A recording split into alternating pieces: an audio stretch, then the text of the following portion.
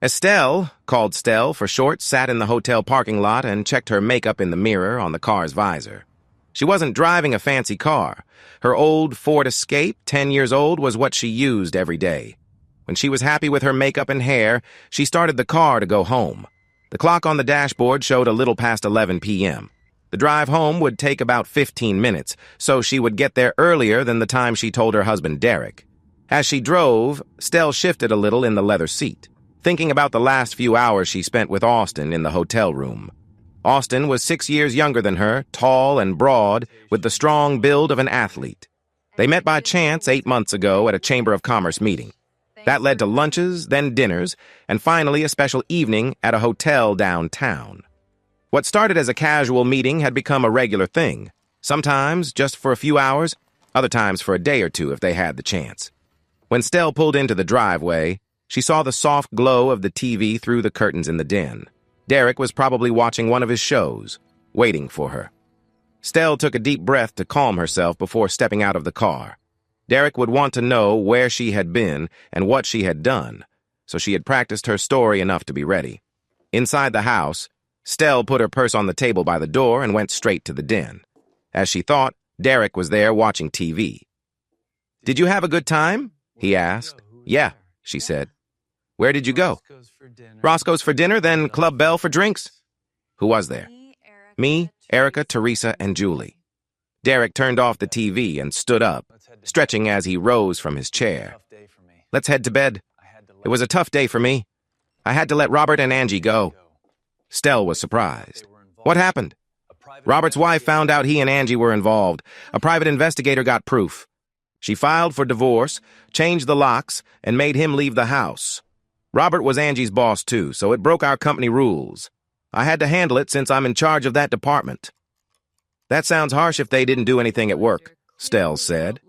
"It doesn't matter. It made everything look wrong, and my boss was strict about it. His own wife cheated on him, but even though things ended badly for him, he's very strict about people cheating." In the bedroom, Derek started to get ready for bed in his usual clothes. Stell picked out a simple nightgown and went to the bathroom to change. She carefully wrapped her underwear in a towel and placed it at the bottom of the dirty clothes basket. As she did this, she thought again about Austin and the confident way he showed his care. When she returned to the bedroom, she saw Derek was already under the covers. She slid into her side of the bed, turned off the lamp on the bedside table, and moved closer to Derek. She rested against his back and put an arm around his waist. Soon, they were both gently asleep. The next day at work, Stell was having a great day. She was close to finishing contracts on 2 houses, had a big sale coming up that would earn her over $12,000, and had 3 house showings scheduled in the afternoon. Life felt good. Since getting her broker's license and working on her own, her income had more than tripled, matching Derek's earnings as a lawyer. The sale went smoothly, and the title company said her commission would be in her company account by the end of the day. After a nice lunch at her favorite downtown spot, Stell returned to the office with a happy step and a smile. When she looked at her sweet receptionist, she noticed the young woman seemed a little scared. Before Stell could go over and ask what was wrong, a man in the waiting area stood up and called her by her full name. "Estelle Matheson?" Stell turned. It was unusual for anyone to use her full name. "Yes, can I help you? May I see some ID, please?" "Why?" "It's required by the law." "What law?" The man sighed. "Ma'am, I need to check your ID before we can go ahead." Stell looked a little annoyed, but found her driver's license in her purse and showed it to him. She quickly understood he was delivering legal papers, something normal for her real estate business. She relaxed a bit as he handed back her license and gave her a manila envelope. "Ms. Matheson, you have been served." "Thank you. I guess one of our clients is upset." The man looked somewhat sorry. "I guess." He turned and left quickly. Stell watched him go and then walked to her office. She set her purse on top of a bookshelf, sat down, and dropped the envelope on her desk. There were some message slips she needed to handle, but first she wanted to check her email. One of her showings this afternoon had been canceled, which made her feel disappointed. After she finished checking her email, she turned to the manila envelope on her desk. Wondering what kind of annoying letter she might have, she quickly opened it and pulled out the papers inside. As the papers landed on her desk, the small smile on her face disappeared. Her eyes stopped on the heading of the first page, Divorce papers. She grabbed the papers and looked closer.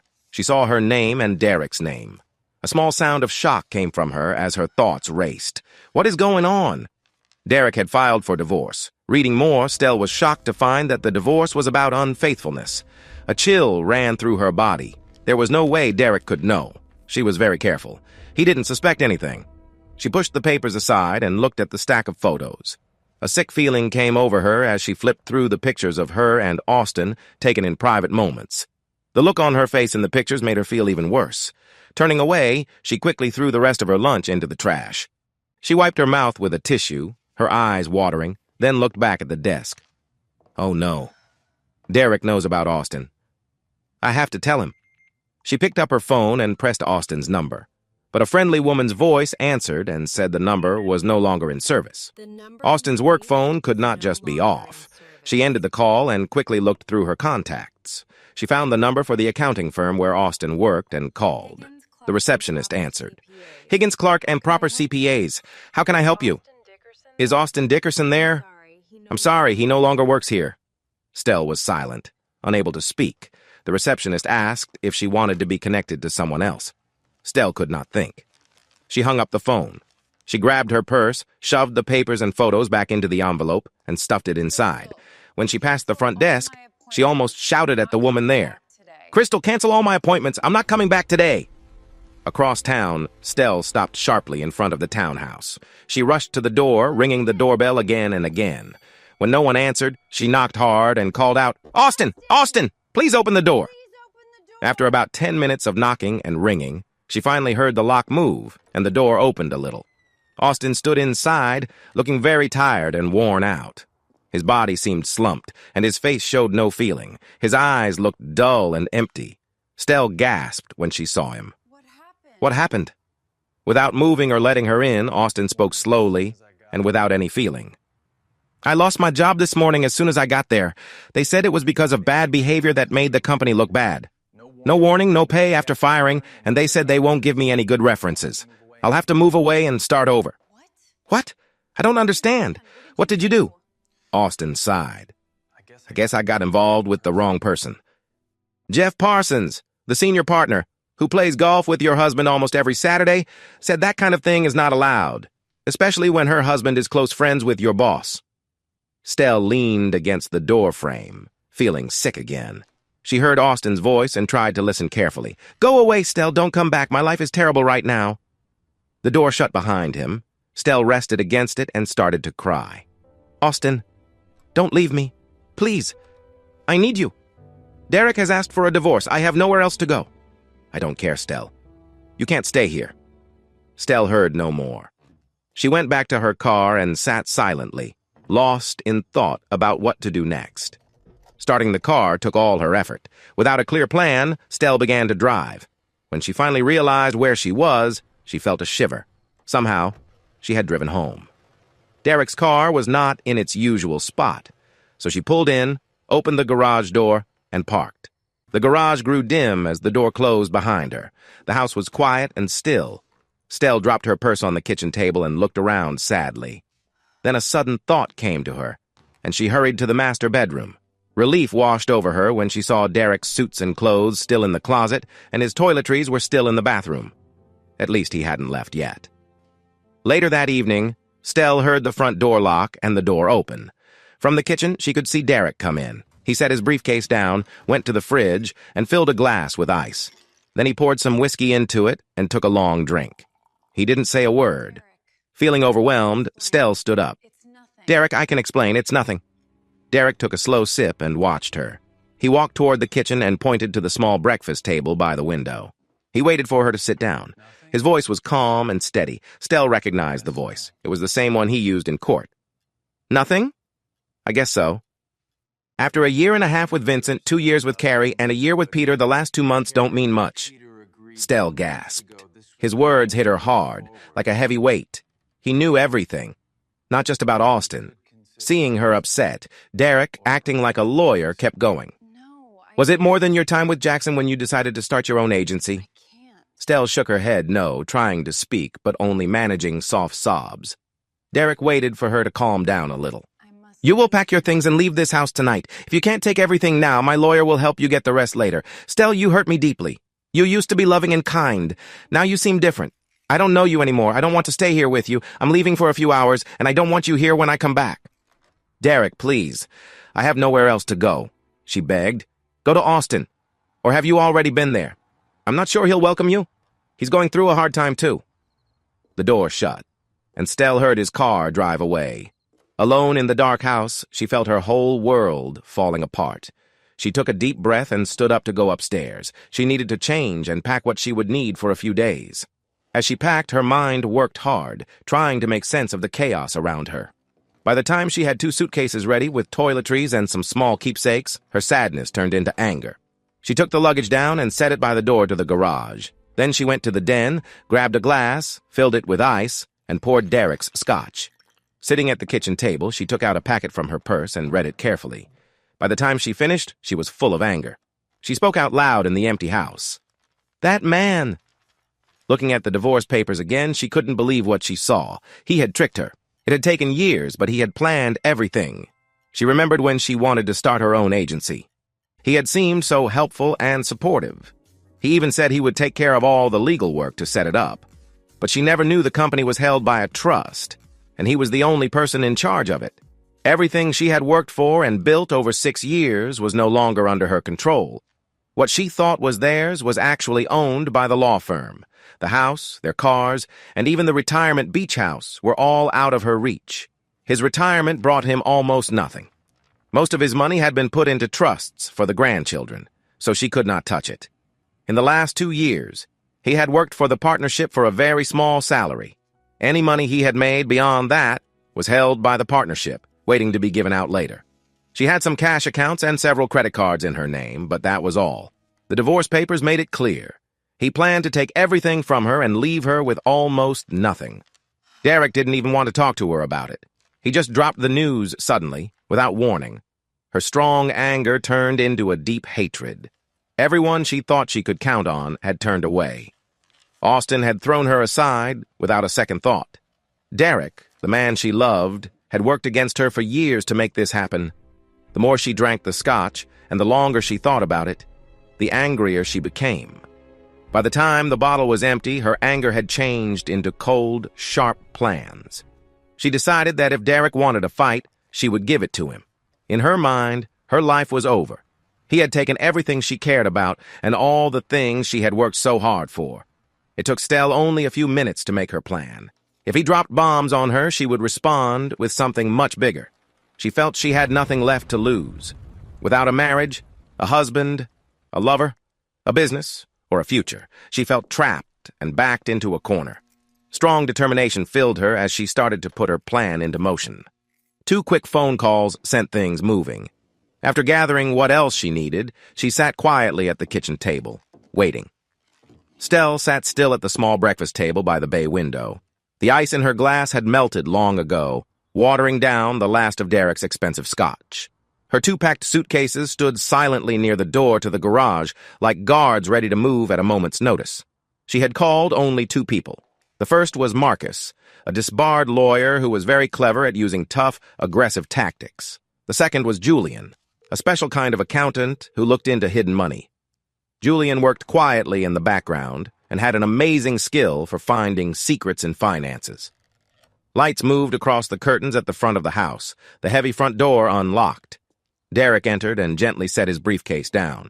He walked into the kitchen but stopped when he saw her. He looked at the suitcases, then back at her face. He had expected tears. He had waited for begging. But Stell looked at him with eyes that showed nothing but coldness. The sickness and fear Derek felt before had disappeared. Now, only cold anger stayed. "I thought I said it clearly," Derek said, sounding calm but firm like he was in court. "I told you not to come here." Stell stood up slowly. She fixed her blouse. "You were clear, Derek. Very clear. You set everything up and you played your moves well. 6 years of waiting just to leave me with nothing." Derek gave a small, mocking smile. "Choices have results, Estelle. You chose Austin. You chose Vincent, Carrie, Peter. I only signed the papers." "You did?" Stell said. She walked past him and grabbed her big suitcase. She stopped close to his face and looked into his eyes. "But you forgot something." Derek raised his eyebrow. "And what's that?" "I'm the one who made the deals. I know how the money moves." Stell opened the door to the garage. She looked back quietly, almost like a warning. "Check your accounts." Then she left, letting the door close loudly behind her. The next morning at 8, Derek walked into the shiny glass lobby of his law office. He felt strong. His plan had worked perfectly. But when he got to the top office floor, that feeling disappeared fast. His assistant was nervously dialing on the phone, looking very worried. Two younger partners were arguing loudly near his office.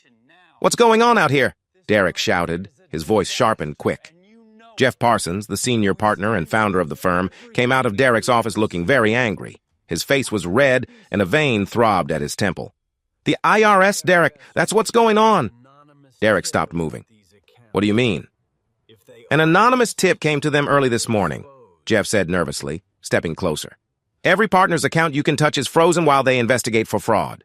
Whatever trouble you have with your wife, Matheson, you fix it. Now." Derek stared at his computer screen, his jaw clenched tight. The quiet in the room was heavy. This was not just a random freeze. The person who sent the tip hadn't just made a claim. They had given perfect proof. The papers showed Derek's personal trust was linked right to the firm's secret offshore accounts. It was done with exactness. They hit the exact places that would scare the senior partners the most. He leaned back in his chair and rubbed his head. Stell. She wasn't just an angry wife. She had a plan, and she was much more dangerous than he knew. Across town, things felt very different. Stell slid into a worn-out vinyl booth at a small, old diner on the edge of the city. The bell above the door rang as Austin walked in. He looked worse than the day before. His broad shoulders were hunched, his eyes were red, and he hadn't shaved. He sat down across from her, avoiding her eyes. "I told you to leave me alone, Stell. You ruined my life. I have no job, no contacts, and no money," he said softly. Stell showed no sympathy. She reached into her purse, pulled out a thick manila folder, and placed it on the table above his coffee spoon. "Open it," she said coldly. Austin blinked, confused by her hard tone. Slowly, he opened the folder. His face turned pale fast. Inside were bank papers, records of money transfers, and company accounts. Julian had worked all night and found exactly what Stell needed. "You stole $40,000 from your old company, Austin," Stell said, without any emotion. "Before you started at Higgins, Clark, and Proper.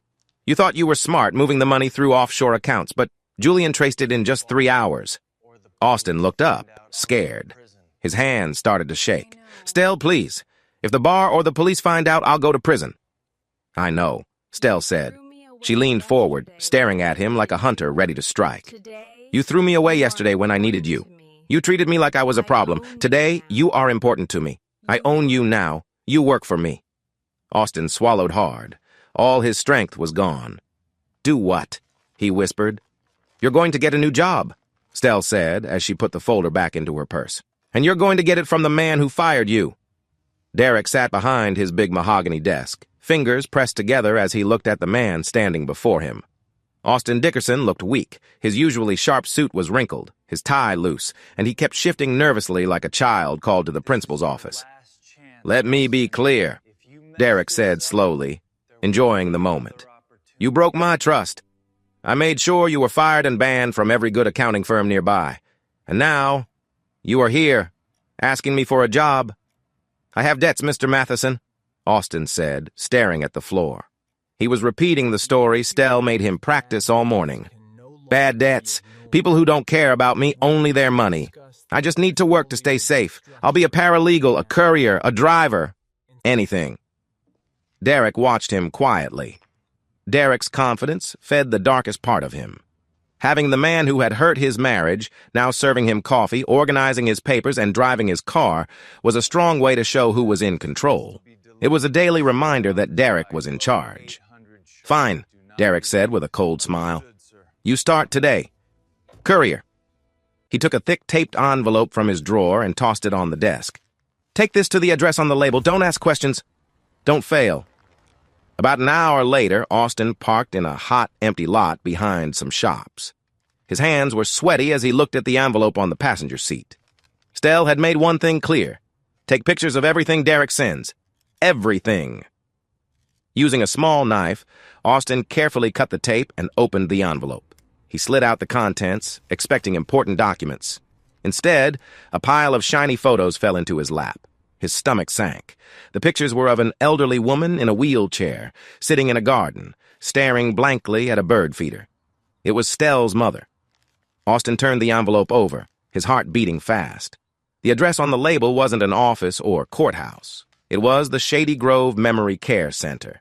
Derek wasn't sending papers. He was sending a message. Stell was sitting on the edge of the thin mattress in her motel room when her phone rang. The caller ID showed the front desk of the care center. "Hello," Stell said, ready for a normal call about her mother's medicine. "Miss Matheson, this is Brenda, the billing director," said the voice, tense but trying to sound polite. "I'm calling because the trust account that pays for your mother's care has been frozen by the bank." Are you still with us? If you're enjoying the story, please like this video and subscribe to Infidelity Director. Your support helps us bring you more compelling stories. Thank you so much. Stell stood up, the small room seeming to close in around her. "Frozen? By who? That account is already funded." "We got a legal hold notice this morning," Brenda said, sounding sorry. "The funds are now marked as part of a dispute between your husband's law firm. All payments are stopped. Without another way to pay by the end of the week, company rules say we must ask your mother to leave. We can't care for her without money." The call ended. Stell slowly lowered the phone, her hand shaking. She dropped the phone on the bed. Derek had found her deepest weakness. He was using a helpless woman with dementia to make his point. He warned her that if she caused trouble for his company, he would make her mother lose her home. It was a clear and harsh warning. She walked back and forth in the small space between the bed and the TV, biting her palms with worry. She had made a big mistake. She thought this was just a battle of money, but Derek had no limits. She understood, with a sinking feeling, that she could never beat him in court. He owned the legal world.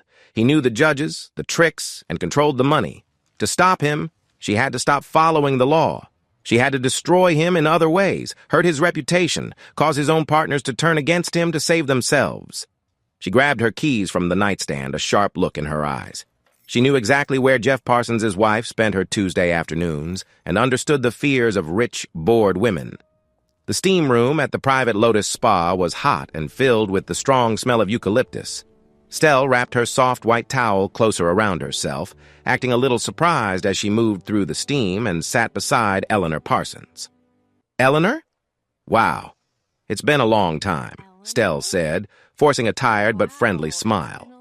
Eleanor, a woman who looked like she used every trick to stay young and rich, slowly opened one eye. She looked Stell over carefully. "Estelle, I heard about the trouble between you and Derek. That's too bad." "It is," Stell said, letting out a long, planned sigh. She leaned against the cold wall, staring into the foggy air. "But you know how it goes with the firm. The partners always stick together. They protect each other." Eleanor frowned and wiped sweat from her forehead. "What do you mean?" Stell looked away, acting like she was shy and uncomfortable. "I shouldn't say, it's one thing to find out Derek made a fake trust to hide money for someone else, but it's another thing to learn this is normal." She paused, the heavy words hanging in the warm air. "Apparently, setting up these trusts to hide money from wives is something the top partners do for each other. Anyway, I'm just glad I left before it got worse." Eleanor sat up straight, the warm steam forgotten. Fear flashed in her eyes. Her marriage to Jeff was built on millions of fragile promises. "Normal? Just a nasty rumor," Stell said smoothly, standing to fix her towel. "Have a nice afternoon, Eleanor." Later that evening, Stell sat alone in her motel room with the lights off. She had noise-canceling headphones pressed over her ears, shutting out the world as she planned her next move. She was quietly listening to the live sound from the small wiretap Austin had put under Derek's desk earlier that day. She heard the office door close behind Derek. Then Derek's voice came through, low but angry, mixed with real fear. "She was with Eleanor today at the spa," Derek whispered to someone else in the room, Jeff Parsons. "She's digging too deep, Jeff. Stell is getting too close to the Sterling file. If she finds out what that money really is, we're all in big trouble. We have to stop her." Stell took off the headphones and let them hang around her neck. She felt a cold fear inside. She looked at Julian's laptop, the blue light shining in the dark motel room.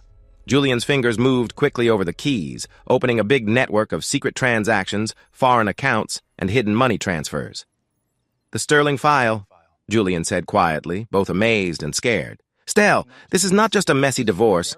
Derek was hiding more than just bonuses from you." "What is all this, Julian?" "Tell me," Stell said, following a rough path of huge deposits going from a foreign shell company straight into her real estate company's bank account. "It's money laundering. A lot of it," Julian said, pointing to the screen. "Your real estate company is the cover. He's been moving dirty money through your property sales to make it look clean. And the source of the money?" Julian opened a redacted PDF file, removing the black marks. "Vance Sterling." Stell felt dizzy as a cold wave went through her. Everyone in the business world knew the name Vance Sterling. He was a cruel tech billionaire whose businesses quietly helped private military groups. He was powerful, connected in politics, and feared by many. "Derek used my company to clean millions for a dangerous criminal," Stell whispered, feeling the full weight of her problem. Far away, inside an empty office, Derek leaned on his big wooden desk. He held up a small, crushed black plastic piece between his fingers, the wiretap. Austin stood by the door, stiff and sweating through his cheap shirt. "You really thought I wouldn't check my own office, Austin?" Derek said calmly, throwing the broken device into the trash. "I've known it was there since yesterday." Austin swallowed hard and looked toward the exit. "Mr. Matheson, please, Quiet, Derek said in a low, scary voice. "You're going to call my wife. You're going to tell her I have a locked hard drive in my desk with the full Sterling files on it. You're going to tell her I'll be busy giving a speech at the charity dinner tonight." Derek smiled, but it wasn't a warm smile. It was cold and quiet. "Tell her that, Austin, or I'll give this bug to the police and let Sterling's people know who put it here." The company's big charity dinner was full of people in fancy suits and dresses on the first floor.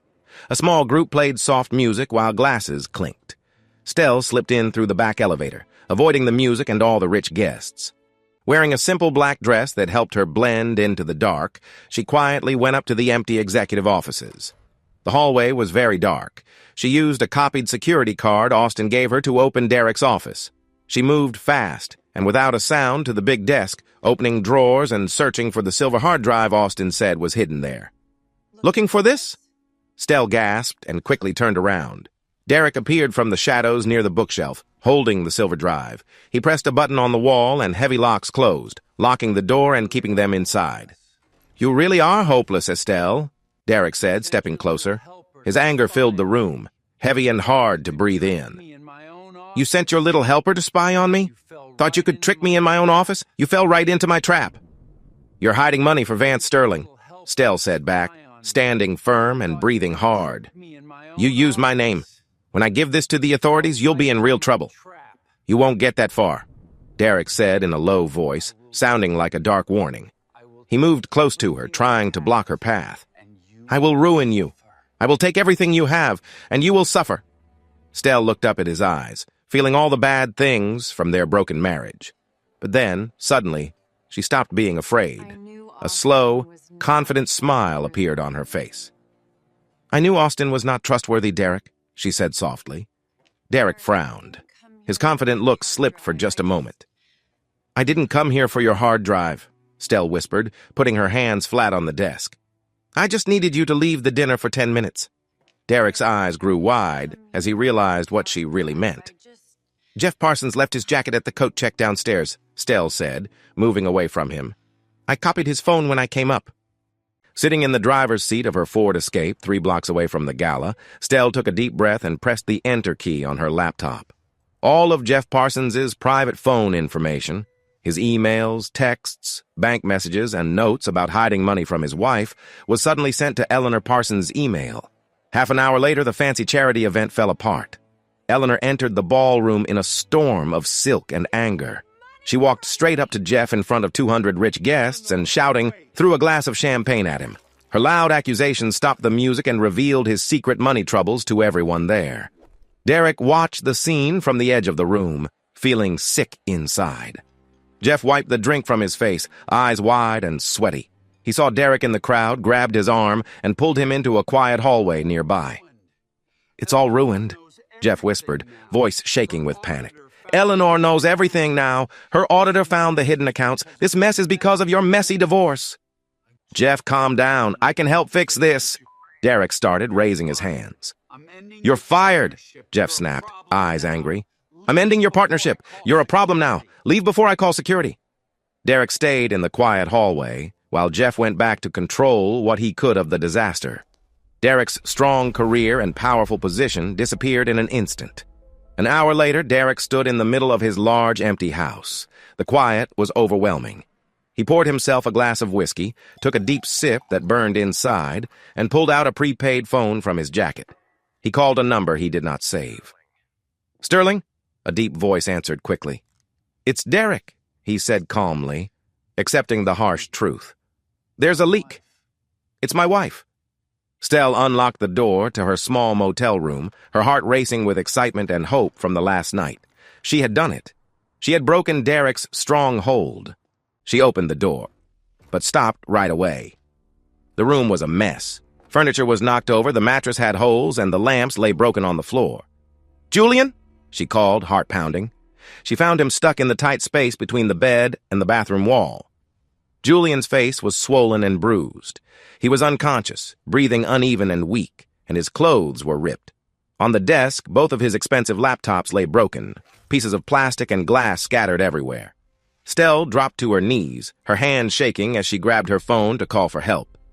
As she pulled the phone from her bag, her eyes caught something sitting neatly in the middle of her untouched pillow. It was a heavy black card. On the front, in shiny but simple letters, was a symbol, the logo of Vance Sterling's company. This was not Derek's doing. Derek fought with words in courts and offices. He used legal papers and rules.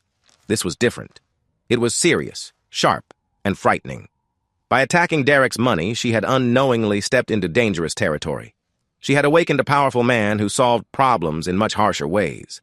Her phone buzzed in her trembling hand. It was Derek calling. She answered, holding the phone close but didn't say a word, as she stared at the black card on the pillow. Run, Stell, Derek said. There was no anger in his voice, no pride, no teasing. Only a cold, urgent truth. He's coming for you. Then the call ended. Stell dropped the phone. It fell onto the worn motel carpet with a soft thud. She didn't scream or cry. For a brief moment, she froze. But then her survival instinct took over.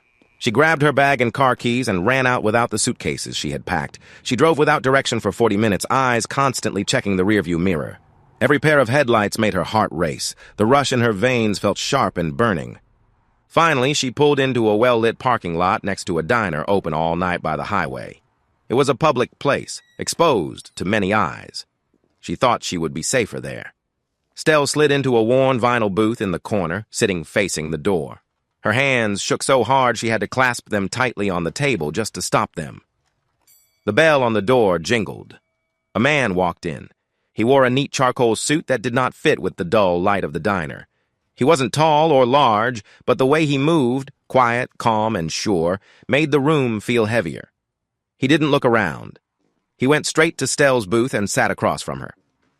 Estelle, he said softly, his voice calm, but with an edge that made her uneasy. My name is Silas. I work for Mr. Sterling. Stell's throat tightened. She tried to speak, but no words came out. Silas reached inside his jacket. Stell flinched, expecting something bad, but he only took out a folded paper and a heavy silver pen.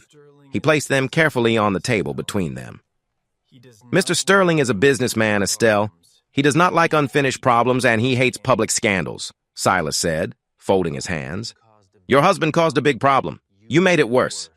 So, we are going to fix it. Silas tapped the paper with his fingernail. This is a confession. It says clearly how you moved the money through your real estate company without your husband's knowledge. It puts all the blame on you. You will sign it. You will take responsibility for the tax fraud. You will go to federal prison. In return, Mr. Sterling will let you live until your trial. Stell stared at the paper. The boldness of the demand made her stop being scared and feel a strong, angry spark. And if I don't? She asked softly. Silas gave a thin, empty smile. Then you don't go to prison. You just disappear. And so does everyone you have ever talked to. You can't do that, Stell said, her voice shaking but getting louder. You can't just make people vanish because I won't sign a paper. Silas did not argue or shout. He just pointed to the small TV above the diner counter. The late-night news was on, but without sound. A red ticked message ran along the bottom of the screen. Stell watched the helicopter video of a parking garage downtown. Black smoke rose into the night sky. In the middle of the gray concrete was the burned and broken remains of a silver car. Her breath caught. She knew the car. "Austin Dickerson," Silas said softly, seeing the fear in her eyes. "A sad accident. He didn't even have time to start the car all the way." Silas stood up and buttoned his jacket. He left the paper and pen on the table. "You have until tomorrow night to sign, Estelle. Enjoy your coffee." Stell rushed through the side door of an empty business building, her chest rising and falling as she moved quickly into the dark. It was a fancy condo project that had failed 3 years ago. Julian had found it hidden deep in Derek's secret files just hours before he was hurt. It was a safe place, bought through several secret companies. If Derek had anywhere left to hide, it was here.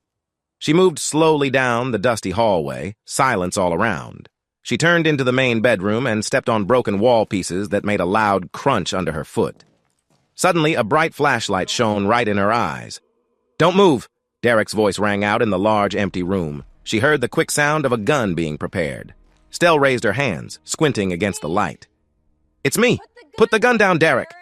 The light moved down to the floor, but Derek kept the heavy pistol pointed at her chest. He looked worn out. His tie was missing, his shirt partly undone, and his hair was messy. "How did you find this place?" Derek asked, sounding upset. "Julian," Stell said, her voice trembling. "Derek, please put the gun away. I'm not the one after you." "No, but you made it worse," Derek said, lowering the gun a little but not putting it away. "You hacked Jeff. You showed the accounts. Sterling's money is frozen now, and he blames me." "Sterling's helper cornered me at a diner," Stell said, her anger growing through her fear. "He told me to take the blame or he'd hurt me. He ruined Austin's car, Derek. Austin is gone."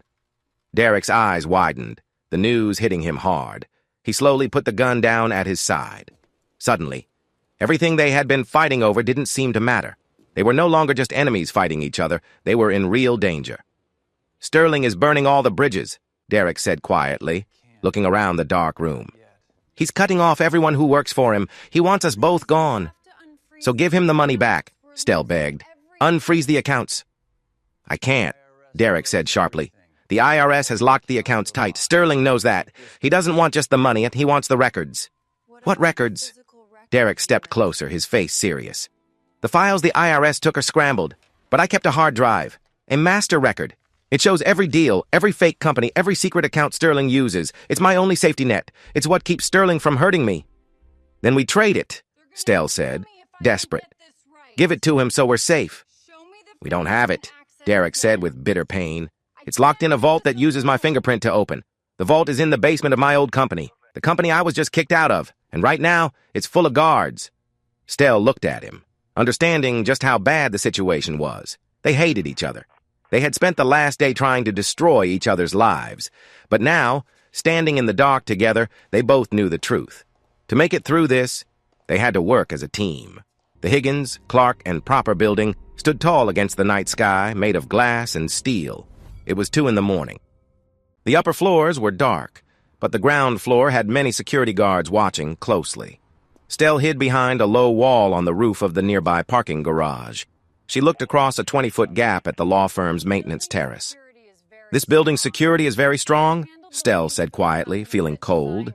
"But I handled the lease for the company that designed it. The HVAC doors on the 4th-floor terrace aren't connected to the main alarm. They have a special magnetic lock." Derek crouched next to her, carrying a heavy bag. He looked at the gap, then at her. "Are you sure about this?" "I'm sure," Stell said firmly. "Now, tell me about the guards." "There are 2 men on the ground floor. One checks the basement halls every 20 minutes, Derek said, thinking carefully. "The safe is on level 2 below ground. If we get past the magnetic lock, I can find the blind spots where the cameras don't see. But we only have 3 minutes between the basement patrols." Stell didn't wait to hear more. She swung her legs over the wall and stepped onto a narrow metal bridge that connected the 2 buildings for workers. The wind blew her hair in her face, but she didn't look down at the big drop to the street below. Derek followed her, his jaw tight. They reached the terrace. Stell pulled a crowbar from Derek's bag and fit it between the steel door frame and the magnetic lock. She pushed with all her strength. With a loud pop, the door opened. They slipped inside into the dark, quiet space of the building's ventilation area. Moving very quietly, they went down the concrete emergency stairs. It felt scary and tight. Every step and breath seemed very loud. As they moved, memories from their past marriage came back. When Stell almost tripped on a loose wire, Derek's hand caught her arm quickly. When Derek hesitated at a blind corner, Stell checked the space for him. Their teamwork felt strange, like a shadow of who they once were. They reached level 2 below ground. Derek looked at his watch. The patrol just passed. We have 3 minutes. They ran down the hallway, carpeted with dull colors, to a heavy steel door at the end. Near the handle was a green light on a scanner. Derek stepped forward. The ledger is inside a safety deposit box. Once I open this, we take it and leave. He pressed his thumb hard on the glass. A light scanned his fingerprint. The panel glowed green, then quickly flashed bright red. Access denied. Derek frowned. He wiped his thumb on his shirt and tried again. Access denied. Open it, Stell whispered, glancing nervously down the dark hallway. I can't, Derek said, shock in his voice. He stared at the red light. The lock's been changed. My access was removed. How? Stell asked sharply. This can't be done from outside. Someone inside changed it. They took away my permissions, Derek said, eyes wide as he understood what had happened. There's someone in the company working for Sterling. Who else can open the vault? Stell's voice was low but fierce in the quiet basement. Derek hesitated, then said, Only 2 people. Jeff Parsons and my senior assistant, Rachel. Stell stopped. The name hung between them like a bad smell. She looked at Derek's pale face, seeing his shock but also sensing he was hiding something. Rachel, Stell said slowly. Suddenly the last 6 years became clear and painful. She wasn't just your assistant, was she? Derek looked away. Stell felt like she had been punched. The hurt took her breath away. You liar, she said quietly, but with growing anger. You've spent the last day calling me names, playing the hurt husband. But you've been with Rachel. It wasn't like that, Derek said, trying to defend himself. Wasn't it? Stell moved closer, her eyes bright in the dim light. The divorce wasn't just to hurt me. It was a plan. You set up my company to take the blame for Sterling's money moves. You planned the divorce to destroy me and then run off with Rachel. Derek said nothing. His silence said it all. Stell laughed bitterly. The betrayal was deep, but she saw his pride was broken. He looked lost. She changed the lock, Derek, Stell said, causing more pain. She took away your access. Derek stared at the red scanner light. She betrayed me. She didn't just betray you, Stell said coldly. She sold you out to Vance Sterling. She took the ledger. She's keeping the money for herself and leaving you to deal with the trouble. Heavy footsteps came from the far end of the hall. The security guards were coming back. We have to go, Derek said quietly, his face hard with anger at his wife's betrayal. I know where she lives. Rachel's downtown apartment was simple but fancy. Big windows showed the whole city. Stell and Derek stayed hidden in the dark living room, waiting without a sound. Derek quickly opened the expensive lock. Now they stood ready with one goal, to get answers. The front door clicked open. The lights flicked on. Rachel came in, dropping her designer bag on the kitchen island. She looked calm and pretty, wearing a neat blazer and skirt, humming quietly. Derek stepped out from the shadows, pointing his gun at her chest. Rachel screamed and stumbled back against the door. Derek! Oh my God! Where is it, Rachel? Derek asked, his voice cold and empty. Rachel raised her hands, shaking. Derek, please. They forced me. Silas came to me. He said if I didn't lock you out and take the ledger, they would hurt me. I did it to keep us safe. Don't lie to him, Stell said, stepping forward from the dark hallway. Rachel gasped, seeing her. Stell's eyes moved fast between Derek and Rachel, her voice calm but strong. She walked slowly on the wooden floor, circling Rachel like she was watching her every move. Stell didn't have a gun, but her quiet power was more frightening. He told you were special, didn't he? Stell said softly. He told you his wife was terrible, and that he was just waiting to leave me. He made you feel like you were part of a big plan. Stell, stop, Derek warned. No, Stell snapped back, staring hard at Rachel. She pushed her own feelings onto her, breaking down Rachel with sharp words. Look at him, Rachel. He only cares about himself and uses people to protect himself. He used my name to hide money for a cartel, and he used you to handle the papers. You thought you were running away with him. You were just another problem to get rid of. Rachel started to cry, gasping for air. Her dream of a perfect love fell apart under Stell's harsh truth. "He's going to hurt you, Rachel," Stell whispered, moving closer. "Or Sterling will. The only way to stay safe is if you give us the ledger. Now." Rachel gave in. She closed her eyes tight, tears falling down her cheeks. "It's in the safe in the wall." Behind the painting. Derek kept the gun pointed at her while Stell moved to the painting and swung it open. Behind it was a small digital keypad. "The code," Stell said firmly. 4199, Rachel said in a small voice. Stell typed in the numbers. The safe made a beep and clicked open. Inside was a heavy silver hard drive. The shadow ledger. Stell grabbed it, feeling a rush of victory. But then she saw Rachel's hand slip out from under the kitchen island's edge. A little green light under the counter blinked red. "She pressed a silent alarm," Derek shouted. Before Stell could do anything, the big wooden door broke open with a loud crash. It was smashed off its hinges. Silas stepped through the broken doorway, holding a weapon. Two men with him followed right behind. "Get down!" Derek yelled. He grabbed Stell's shoulder and pushed her hard to the floor behind the thick marble kitchen island. Bang, bang, bang. Soft gunfire broke through the room. The tall windows broke, glass falling like rain onto the wooden floor. The marble island released a cloud of dust above Stell's head. Rachel screamed and tried to run down the hallway. One of Silas's men fired quickly, and Rachel fell silent. Derek rose up over the island and fired 3 quick shots. One of the men fell back, holding his chest, but Silas fired back without stopping. "The fire escape!" Derek shouted through the noise. "In the bedroom!"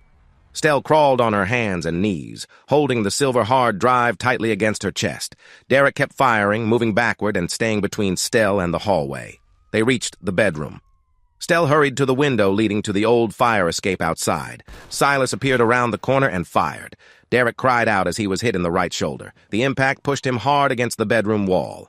He fell to the floor, his gun sliding across the carpet. "Derek!" Stell shouted.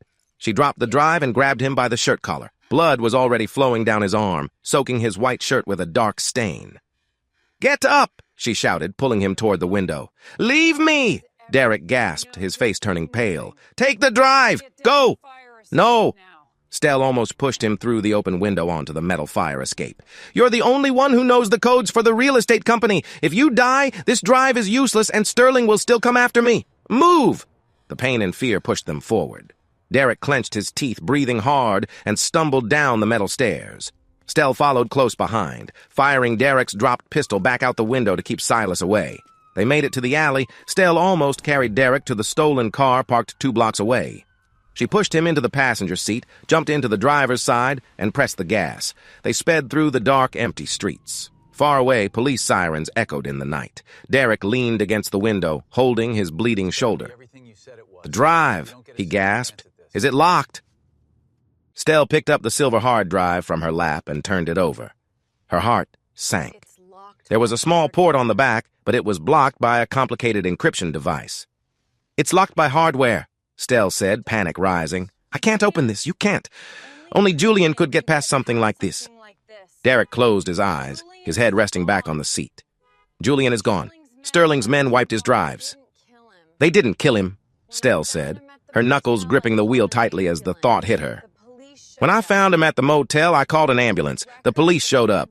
With his record, the feds would have taken him right away." Stell looked at the locked drive, then at her injured husband. They had no other choices. The local FBI field office was a large, plain building made of concrete and bright lights in the city center. Stell suddenly braked hard and parked the stolen car roughly in the red zone right outside the glass doors. She didn't turn off the engine. "Stay here," she told Derek. He was barely awake, his face very pale, blood gathering under his feet.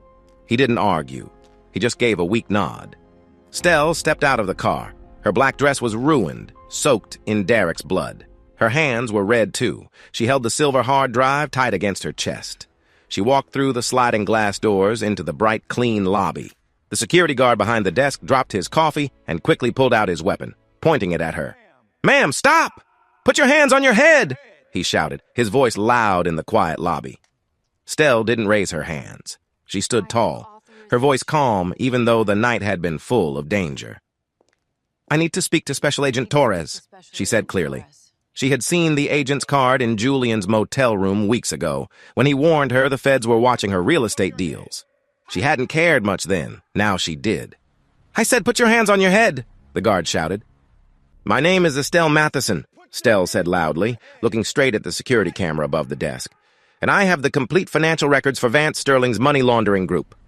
The lobby became very quiet. The guard kept his weapon ready but reached for his radio. 3 long minutes passed. Stell stayed still. Then the heavy security doors behind the desk opened with a click. A man in a neat white shirt and loose tie came out. He had sharp, careful eyes and a tired, patient look. He signaled the guard to lower his weapon. Torres walked slowly across the lobby. He noticed the stains on Stell's dress, the tired way she stood, and the silver drive she held tightly.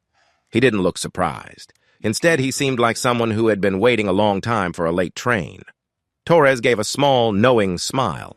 He pulled a chair from a nearby table and sat down, motioning for her to do the same. Have a seat. Mrs. Matheson, Torres said gently. We've been watching your husband for 3 years. We kept wondering when you'd finally show up. Stell didn't hesitate. She sat at the small table and slid the heavy silver hard drive across the shiny surface. Torres didn't move to take it. He just looked at it, a quiet look of victory in his tired eyes. Soon, the quiet lobby filled with agents. Derek was pulled out of the stolen car, handcuffed, and taken inside. Paramedics quickly led him down a different hallway before he could even see his wife. 10 minutes later, Stell sat in a small, windowless room. The walls were dull and gray, making the space feel cold and tight. Torres sat across from her, a legal pad on the metal table. The drive is hardware-encrypted, Torres said in a flat voice. Our cyber team says it will take months to unlock a code like that. I don't have months. Sterling is selling off his assets right now. If I don't arrest him by tomorrow, he'll vanish. Then offer me immunity, Stell said, holding her head high.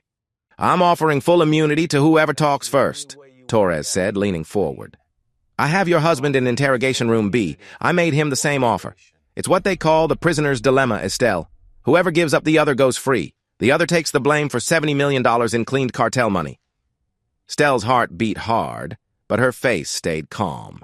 She had no loyalty left for Derek, but she knew how his mind worked. Derek was like a skilled chess player. He would not admit to the crime. He definitely would not trust the FBI quickly. He would make up a story to protect himself. He would say he was forced into it. I don't need to turn on my husband, Stell said calmly, folding her hands on the table. Because we didn't do anything wrong. Torres raised an eyebrow. You ran the company. I was just a front, Stell replied, her voice sounding as if she felt hurt. Vance Sterling found out about my husband's trust. He threatened us. He forced Derek to move the money through my real estate deals. We are victims of a hostile takeover. We took that ledger tonight to give it to you. We want federal protection. Torres looked at her for a long moment. His jaw tightened. He stood up quickly, grabbed his legal pad, and slammed it on the metal table. The sound was sharp and loud. You two are not telling the truth, Torres said quietly. Excuse me? Stell asked, pretending to be shocked. I just spoke with your husband, Torres said, leaning close to her face. He told me the exact same story, word for word. The heavy metal door swung open. 2 agents walked Derek into Stell's room. His arm was in a sling, and his shoulder was wrapped in a thick bandage, but his eyes were sharp and angry. Torres walked near the table. Since neither of you will admit the truth, your story of being forced isn't enough without proof. I need Sterling on tape saying he threatened you. I need a recording. Torres looked at Stell. Sterling doesn't know you have the ledger. He thinks you're just a scared wife. You meet him, get him to admit he forced those company deals, and then you get your deal. No, Derek shouted, stepping forward against the agents holding him. Absolutely not. Stell was surprised by how fierce Derek's voice was. She's a real estate agent, not trained for this, Derek said, panic clear on his face. Sterling is dangerous. If he finds out she's wearing a hidden recorder, he will hurt her. You can't send her in there. Stell looked at her husband. For the first time in 6 years, she saw real fear in his eyes, and it was all for her. Something inside her stirred, a small flicker of the old feelings they once had. He had been hurt tonight because of her. Now he was fighting the FBI to protect her. It's my choice, Derek, Stell said softly. She looked at Torres. Put the recorder on me. 2 hours later, Stell sat alone at a small table in a quiet, fancy French restaurant downtown. The FBI had cleared out the staff.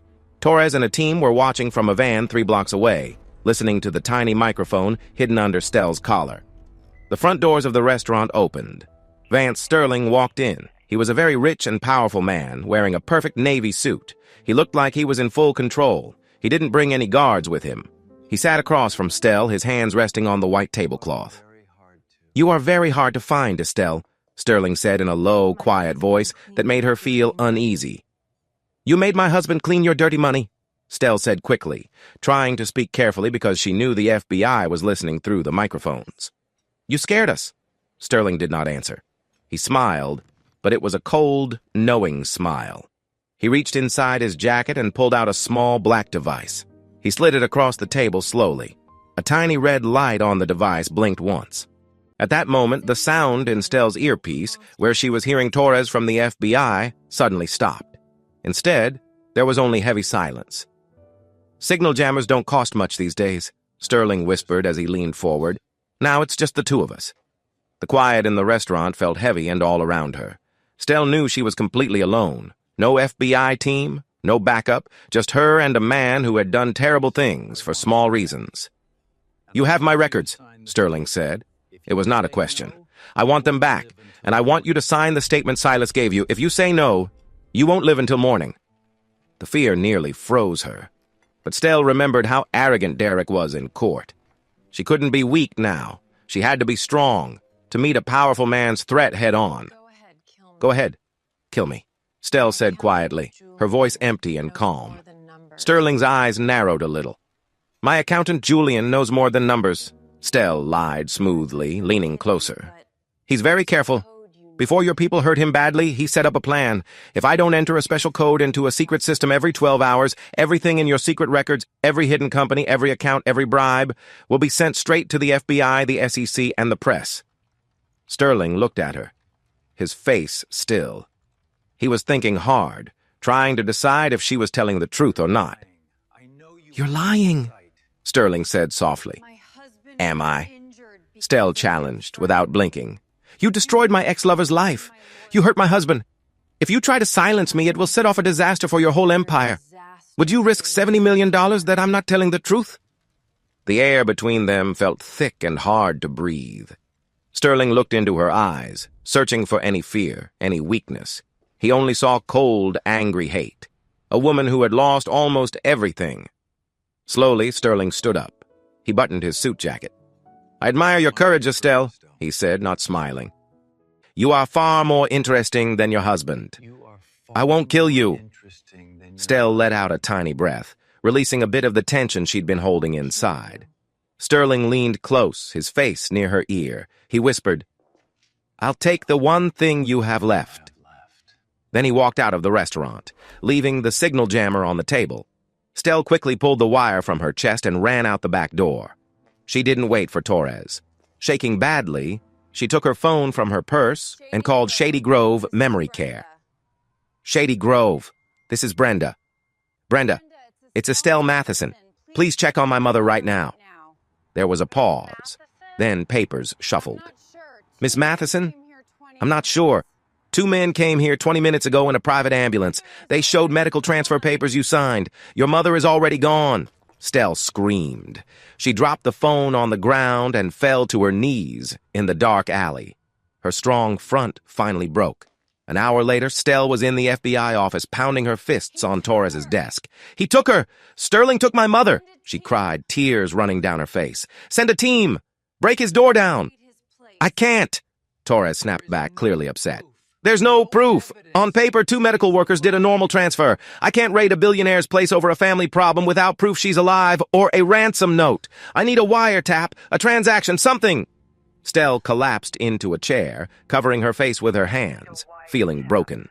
Across the room, Derek sat handcuffed to a metal bench. He watched his wife crying, his expression unreadable. Are you still with us? If you're enjoying the story, please like this video and subscribe to Infidelity Director. Your support helps us bring you more compelling stories. Thank you so much. When the guard turned away to answer a phone, Derek stood up quietly. He slipped a paperclip he had taken from the room into the cuff lock. It clicked open. Instead of running, Derek calmly walked down the hall and entered an empty office. He turned on a quiet FBI computer and used commands he had memorized during his work with the company's cybersecurity. He entered the dark web through special proxy servers. He opened a hidden locked crypto wallet, money saved over 6 years. This was the secret fund he had built by cutting back on his personal life to win. A message from Silas was there in his safe inbox. It had a drop location. Without hesitation, Derek approved a transfer of $5 million, wiping out his secret money. Then he slipped out the fire exit into the night. The drop location was an empty train yard at the city's edge, full of old shipping containers. Rusty metal and sharp shadows formed a maze of quiet danger. Derek walked into the middle of the yard, holding his shoulder that was bleeding. Silas came out from behind an old train car. He looked at his glowing phone and saw the blockchain transfer was complete. He nodded. "You're early, Mr. Matheson," Silas said. "Where is she?" Derek asked.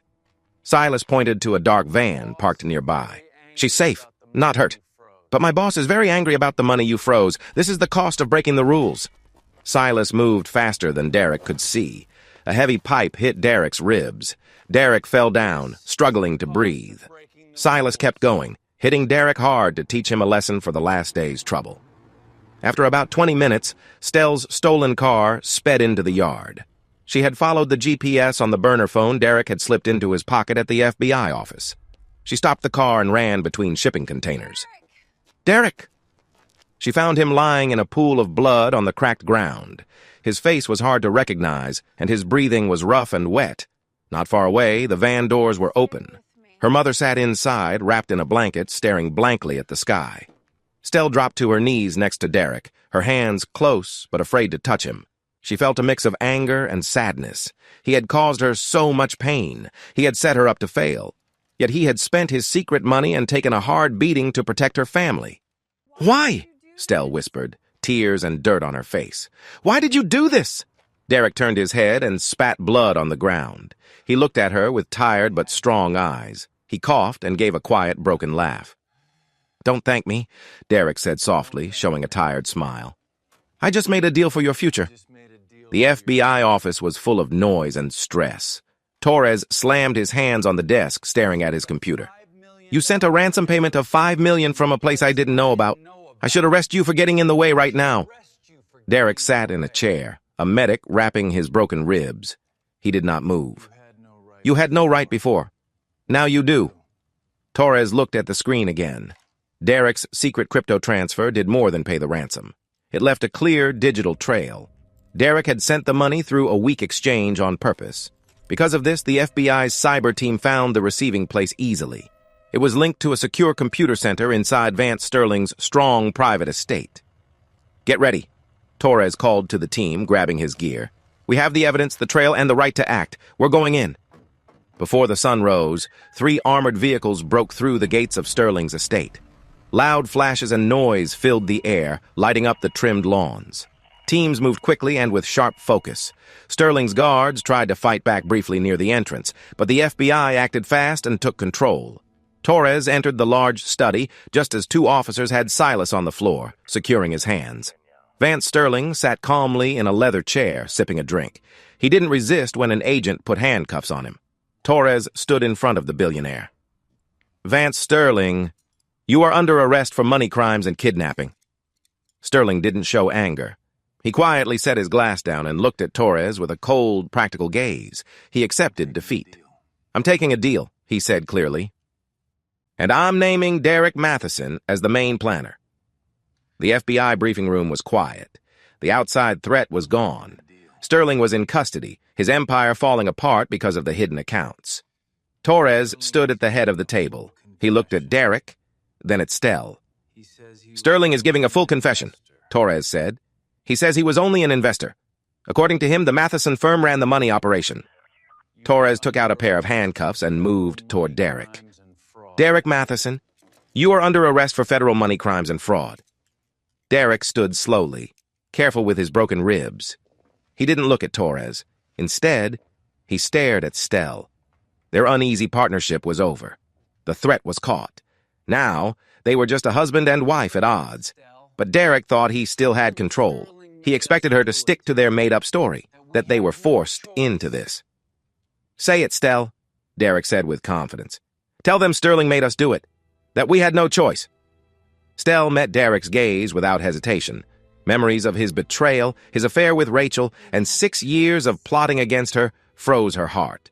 Without breaking eye contact, Stell slowly opened her handbag. She took out a thick manila folder and slid it across the table to Torres. "Here are the papers showing Derek ran the company without my knowledge," Stell said, her voice calm. It was the false story Julian had made up days ago, the one linking Derek's personal trust to the firm's offshore accounts. The lie she had used to hurt him now turned to bury him. Derek's confident face faded. The biggest betrayal hit him hard.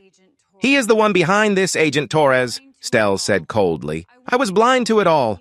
I want full immunity." Derek stared at her, frozen, as the handcuffs clicked around his wrists. 3 weeks later, everything had changed. Derek sat in a small, secure visitor's booth at a federal maximum security prison. He wore a bright orange jumpsuit, far from his fine suits, his law firm, and his pride. The heavy steel door on the visitor's side buzzed open. Stell walked in. She looked perfect. Thanks to her deal with the government, her money had been released for now. She was living in a fancy hotel penthouse, her hair flawless, wearing a designer coat more expensive than Derek's former assistant made in a month. She picked up the plastic phone receiver and smiled through the thick glass. Derek took his phone. His face had healed from an earlier injury, but looked pale and tired from being locked up. "You look comfortable, Derek," Stell said, her voice full of cold satisfaction. "I just wanted to see how the mastermind is doing. I want to thank you. By paying for my mother's rescue, you made sure I got my freedom." Derek did not respond. He didn't shout or bang on the glass. "You think you've won?" Derek said, his voice calm and quiet. "I have won," Stell replied, leaning closer to the glass. "You played this game for 6 years, Derek. I beat you in 2 days. Jeff fired you. Rachel turned on you. Now you will spend the next 20 years in a cell while I rebuild my life with the money the FBI released." Derek slowly lifted his hand and pressed it flat against the thick glass. He looked at her not with anger, but with a deep, strange pity. "You really don't understand what this was all about, do you, Estelle?" Derek whispered. Stell frowned, feeling a chill creep up her spine. Derek gave a calm, almost peaceful smile. "See you in court, sweetheart. I saved the best for last." The news called it the divorce of the decade. The federal courthouse was full of news vans and reporters. The story of a top lawyer running a huge money laundering scheme through his cheating wife's real estate company amazed the whole city. The courtroom was full to the brim. Stell sat at the prosecution's table with Agent Torres and the lead U.S. attorney. She was protected by her immunity deal. She looked calm and ready to give her testimony that would finally break her husband. At the defense table, Derek sat all alone. He had fired his expensive lawyers that very morning. He had decided to defend himself without a lawyer. The judge, a strict woman who disliked any misbehavior, looked down from the bench. "Mr. Matheson, do you understand that defending yourself in a complicated federal fraud case is not a good idea?" "I understand, Your Honor," Derek said, standing up. He wore a neat dark suit given by the court. He looked confident, with the strong presence that had made him a top partner in his firm. "Very well. You may start with your opening statement," the judge said.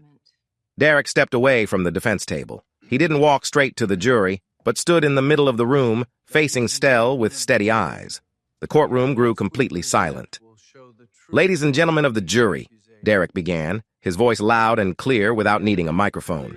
"The prosecution wants to tell you a story about hidden accounts, wire fraud, and Vance Sterling. They want you to think I am a greedy husband who used his innocent wife's company to hide illegal money." Derek slowly turned toward the jury. "But they are wrong," he said, his voice becoming serious and heavy. "This trial isn't about money. It isn't about crime or greed." He turned again, pointing straight at Stell. "This trial is about a death that happened 10 years ago. And over the next days, I will prove it to you. Please say your name for the record," Derek said sharply, walking near the witness stand. Julian looked uneasy, fixing his tie. The marks on his face from a previous attack had faded but still showed. He looked scared under the bright courtroom lights. "Julian Vance," he said quietly into the microphone. "Mr. Vance, you are a forensic accountant, right?" Derek's voice was strong and unyielding. "And today you are testifying, protected by the prosecution, that I created the LLC money laundering plan." "Yes," Julian said, glancing nervously toward Stell. Derek walked over to the evidence table and grabbed a thick folder Stell had given to Torres weeks ago. He dropped it on the table in front of Julian. "Do you recognize these papers, Mr. Vance?" "Vance?" Julian swallowed hard. "Yes, the records show money moving from your trust to the LLC." "Interesting," Derek said, leaning closer. "Because I had a tech team check the details of those files. The dates on them are 2 days after the IRS froze my accounts. You made them after everything happened." Voices rose quickly at the prosecution table. "Objection! The lawyer is acting like a witness." "Overruled," the judge said sharply, leaning in with clear interest. "Answer the question, Mr. Vance." Julian stammered, sweat forming on his forehead. Derek was breaking down his story bit by bit, trapping him with his own digital traces. "You forged those papers, didn't you, Julian?" Derek said firmly. "On Estelle Matheson's orders, you made false documents to blame me and protect her." Julian gave in. He slouched forward. "Yes, she told me to do it. We faked the link to your trust." The room filled with quiet murmurs. The U.S. attorney covered his face with his hands. Stell sat still, feeling shocked and cold inside. Her deal with the government meant she had to tell the truth. Derek hadn't just proved her wrong, he had made her lose her protection. Derek smiled, cold and empty. He looked at the judge. "No more questions for this witness, Your Honor." He walked back to his table, keeping his eyes on his wife. "The defense calls its next witness, Estelle Matheson." The walk from the prosecution table to the witness stand felt heavy, like going to a difficult moment she couldn't avoid. Stell kept her body stiff and her face calm but unreadable. She raised her right hand, promised to tell the truth, sat down, and stared at Derek. Derek moved slowly toward her, like a hunter closing in. He didn't carry papers or look at the jury. His eyes were only on the woman he had been close to for 10 years. "Mrs. Matheson," Derek said, his voice strong and clear in the quiet room, "in these past 2 days you've told us you were an innocent, confused wife. You say I controlled you and used your name to hide money without you knowing. Is that what you're saying?" "Yes," Stell answered firmly, her voice filling the space. "You used my real estate business to cover up money. You set me up. And you say my reason was just money? That I wanted to take all our savings, leave our marriage, and run off with my assistant?" Stell leaned closer, holding the sides of the stand. "You took all our money. You even froze my mother's care fund to trap her. You did everything you could to ruin me financially before you even filed the divorce papers." "I did," Derek said simply. His cold answer made people in the room hold their breath. The U.S. attorney frowned and shared a quick look with Agent Torres. "But the jury needs to know why, Estelle," Derek said, stepping toward the witness stand. "Let's talk about the marriage I'm accused of ruining. Let's talk about trust." Derek went back to his table and picked up some clear photos. "Do you know a man named Austin Dickerson?" Derek asked. Estelle felt tight in her throat. Her mouth was dry. "He was someone I knew." "Someone you knew," Derek repeated with a mocking tone. He gave the first photo to the bailiff to show on the court screen. It was a picture from the envelope, a photo of Estelle and Austin entering a hotel together, holding hands, looking closely at each other. "Did you spend 4 hours in a hotel with this someone the night before I filed for divorce?" "That has nothing to do with the money trouble," Estelle said, her cheeks burning as everyone stared at the screen. "It shows your true character, Mrs. Matheson," Derek said sharply. His voice was hard and clear. "It shows how much you can hide. What about Vincent? Were you close for 1.5 years? Carrie for 2 years, Peter for 1? He said each name like a clock ticking, hitting her pride with each word. "Did you lie to me every night for 6 years while you went through a series of others?" "You left me!" Estelle shouted, her calm breaking under the bright lights. "You were cold. You lived at your office. You treated me like a thing in your house, not a person. You controlled every penny I earned, you kept me away from others, and you made me feel invisible." "I controlled the money because I knew what you were," Derek said sharply, matching her voice. "A taker." The judge slammed her gavel down. "Order! Mr. Matheson, calm down or I will stop this questioning now." Derek stopped. He closed his eyes for a moment, breathing deep in a careful way. He fixed his jacket smoothly. When he opened his eyes, the anger was gone. Instead, There was a cold calm that made Estelle shiver. "You say I destroyed this marriage because of greed," Derek said quietly. He went back to the defense table and picked up a thick sealed manila envelope. "But my 6-year money plan didn't start when you began your real estate business. It all began 4 years before that." Stell frowned, confused and suddenly feeling very uneasy. Derek held an old envelope in his hands. It had a faded blue stamp from a women's health clinic that was 3 counties away. "Let's talk about what really happened 10 years ago, Estelle," he said quietly. The courtroom went completely silent. Stell looked at the faded blue mark on the envelope. Her breath caught, stuck like a sharp piece of glass. Her face lost all color and became pale like wet ash. A cold sweat spread down her neck. She held on tightly to the wooden railing of the witness stand, her knuckles turning white. 10 years ago, Derek said in a low voice, but everyone in the room could hear him clearly. "We had been married for 2 years. One afternoon, you came home crying. You fell into my arms in the hallway. You told me you had a sudden miscarriage." Stell couldn't say a word. It felt like her throat was frozen. The walls seemed to close in around her, making it hard to breathe. "It was our first child," Derek added, looking straight into her frightened eyes. "Our only child. I was sad for many months. I stayed with you while you cried yourself to sleep. I paid for the therapy you needed. I thought it was a terrible accident, a sad twist of fate." Derek broke the wax seal on the envelope carefully. He took out a single sheet of pale blue paper. "But I am a careful man, Estelle. 4 years after that, when I found out about your first mistake with Vincent, I knew I didn't really know the woman living with me. I started to check your medical and financial records for a divorce. That's when I found this." He gave the paper to the bailiff. The bailiff put it under the camera, and the image appeared on the big screens facing the jury. It was a signed paper from a medical clinic, a form with Stell's clear signature at the bottom. "Would you please read the highlighted part for the court, Mrs. Matheson?" Derek asked. Stell looked at the screen.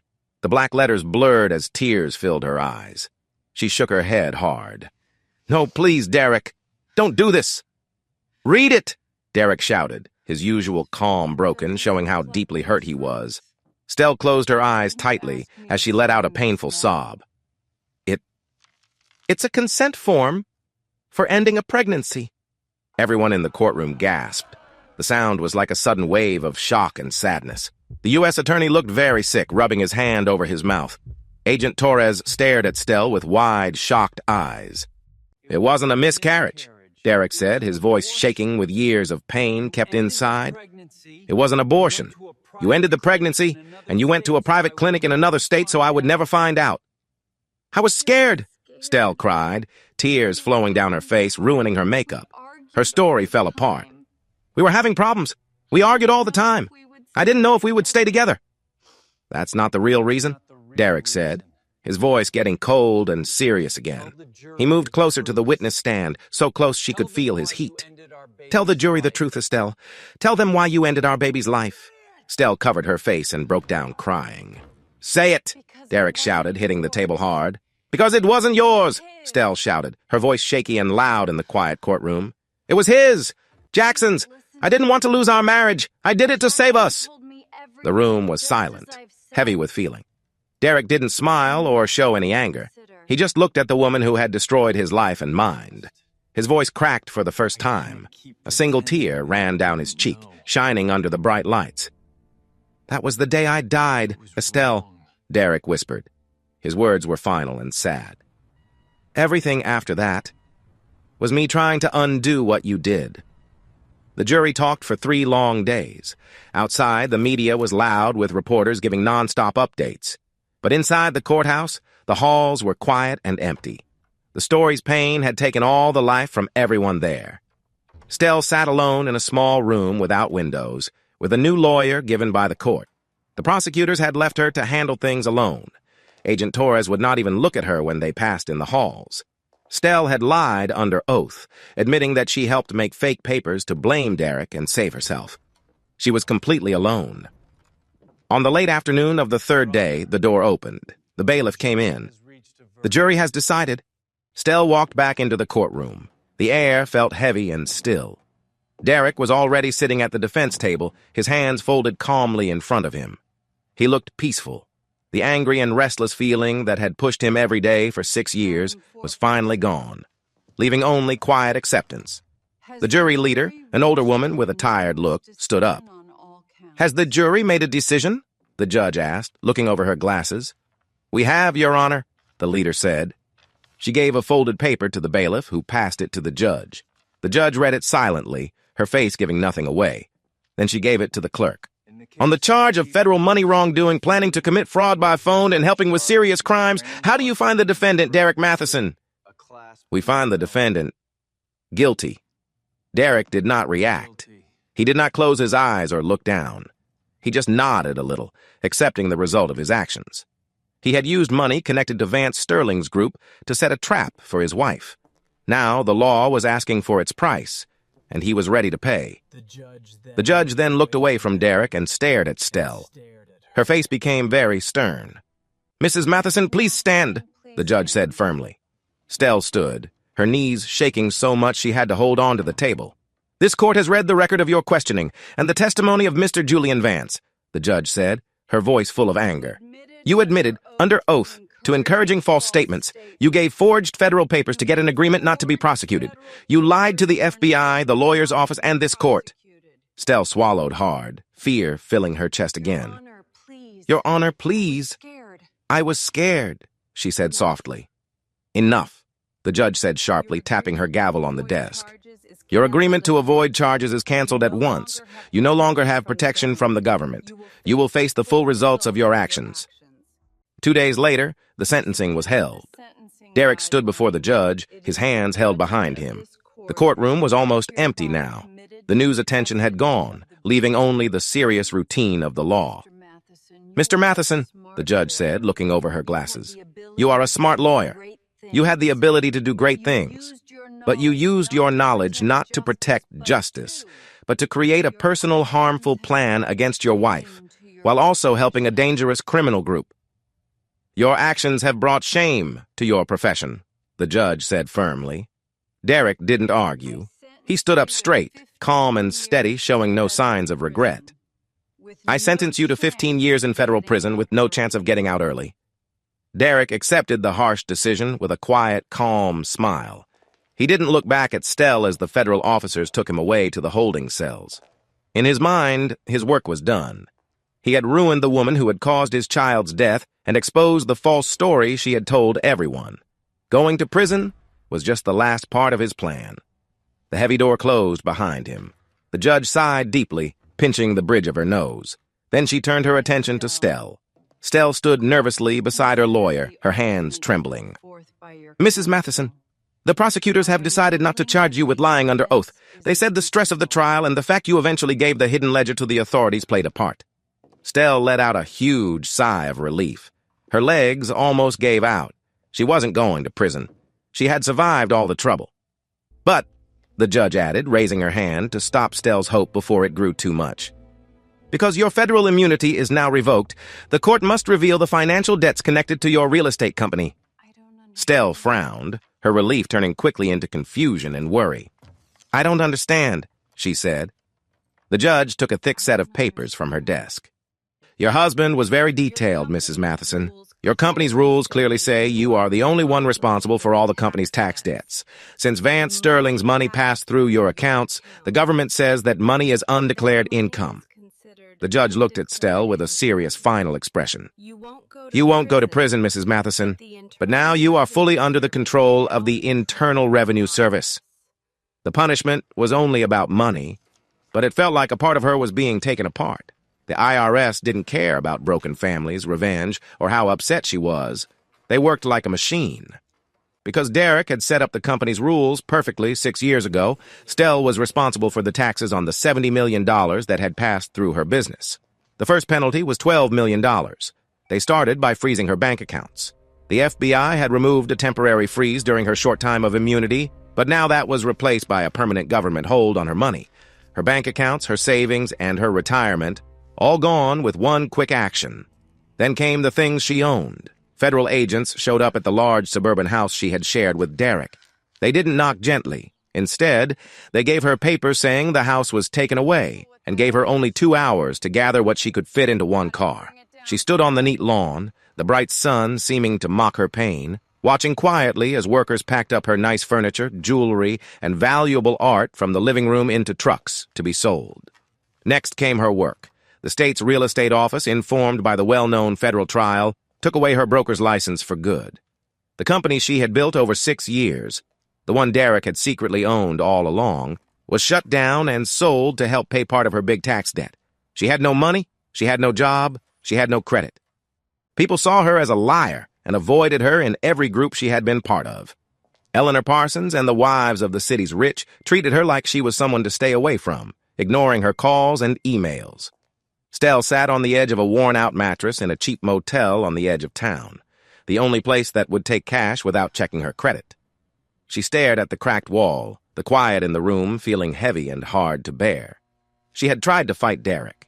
She'd tried to outsmart a man who had spent 6 years planning against her, a fight she never even knew she was in. Derek was locked away behind thick walls, but his plan was perfect. He kept her alive just to make sure she had nothing left. Her total financial ruin was his last win. The visitor room at the prison smelled like strong cleaner and old sweat. Stell sat in a hard plastic chair, staring blankly through the scratched glass. She wore an old, baggy sweater she bought at a second-hand store. Her hair was pulled back in a messy ponytail. The perfect expensive makeup she used to wear to hide her feelings was gone, showing dark, tired circles under her eyes and sharp, thin cheeks. The heavy metal door on the other side of the glass opened with a buzz. Derek walked in. He wore the usual orange prison clothes, his hands held by chains until he sat down and the guard locked him to the metal table. He looked surprisingly well. The stress that had always been on his face, the constant hard work of running a secret group and a long revenge plan, was gone.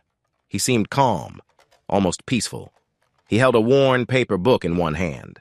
Then he picked up the black plastic phone. Stell picked up the phone. They stared at each other for a long moment. The anger, fear, and fight to survive that had filled the last month were gone. They were just two empty people sitting among the ruins of a marriage that had lasted 10 years. "You look tired, Estelle," Derek said softly. There was no anger in his voice. Just a simple note. "They took everything," Stell said, her voice dry and rough. "The house, the money, my license. I have a huge tax debt that will haunt me forever. I can't even rent an apartment." Derek nodded slowly. "I know. I wrote those rules." Stell gave a sharp, bitter laugh that was more like a cough. "You thought of all of it. You planned this for 6 years. Every smile, every anniversary, every time we were close. You were just thinking about the baby I lost." "Yes," Derek said quietly. "Every single day." Stell looked down at her plain hands holding the cheap plastic phone. "We used to be happy, Derek. Before the lies, before Jackson and Austin, we were a team." "We were," Derek answered, but his eyes seemed far away. "That was a long time ago." Stell looked up, a single tear falling down her cheek. "Was it worth it? Giving up your life? Spending years in trouble just to hurt me?" Derek looked at her. He did not smile. Instead, his face showed a calm that was hard to shake. "I lost myself, Estelle," he said in a low, steady voice. "But I made sure you lost yourself too." He didn't wait for her reply. He hung up the phone, picked up his book, tapped on the glass for the guard, and walked away without looking back. 6 months later. The neon sign over the cheap motel buzzed and flickered in the hot night air. Its red light flashed weakly over the cracked parking lot. Stell stood behind the thick glass at the front desk. She wore a cheap loose polo shirt that scratched her neck. Her cracked plastic name tag hung on her chest. She stared blankly at the security cameras, showing the empty parking lot in grainy black and white. The woman who once closed big deals over fancy meals was gone. The woman who worked with powerful people and challenged FBI agents no longer existed. Now there was only this night job, $8 an hour paid quietly in cash to avoid the tax collectors. She spent her nights checking in tired truck drivers, people struggling with addiction, and couples looking for an anonymous cheap room. She couldn't help but see the cruel irony in her situation. Now, she was helping with the secret harmful things that had once ruined her own life. The clock on the wall clicked past midnight. Her work shift was finally done. She grabbed her old canvas purse, locked the cash drawer, and stepped out into the heavy, hot night air. She didn't look at the few worn-out cars parked outside the numbered doors. She kept her head down and walked past the quiet vending machines humming softly. The idea of mutual destruction had come true. Derek had given up his freedom to tear her world apart. She had given up her own peace to try to get away from the pain. Now both were stuck in their own prisons. Derek's was made of cold walls and bars. Hers was made of money owed and deep regret. She moved toward her car, which was parked far away, hidden in the shadows away from the flashing neon lights. It was a rusty old Ford Escape, about 10 years old. The same car she had driven for years. The same one she had used after her meeting with Austin months ago. It was the only thing the tax people had said was not worth taking during their review. Stell unlocked the door and slid into the worn leather seat. The car smelled of old air, dust, and a faint hint of exhaust. She put the key into the ignition but did not turn it. Outside, the parking lot was dead quiet, except for the faraway sound of the highway. Slowly, almost without thinking, her shaking hand moved up. She pulled down the visor above the steering wheel. The mirror on it was cracked in the middle, splitting her reflection into two uneven parts. She stared at herself, her eyes moving over the deep lines around her mouth. She saw the dull, empty look in her eyes. The proud, confident woman who used to sit here, check her perfect makeup, and plan her next move was gone. She checked her reflection, in a different parking lot and a different life. But this time, looking in the broken glass, she did not recognize the tired, lost woman looking back. The pain and betrayal had taken over everything she was, leaving nothing but ashes. She flipped the visor back up, turned the key, and drove off into the dark night. As Stell's taillights disappeared into the shadows, we are reminded of the heavy price paid when trust is broken. Thank you for joining this story of pain and complicated choices. If you want to hear more stories about difficult feelings and tough decisions, please think about subscribing to the Infidelity Director channel. What do you think? Was Derek's long plan of revenge right? Or did it change him into someone just as hurtful as the woman he blamed? Please share your thoughts in the comments below. Thank you very much for watching. Remember, the truth always comes out in time, and the things we base our lives on need to be honest. A house made with lies will not stand strong in the end.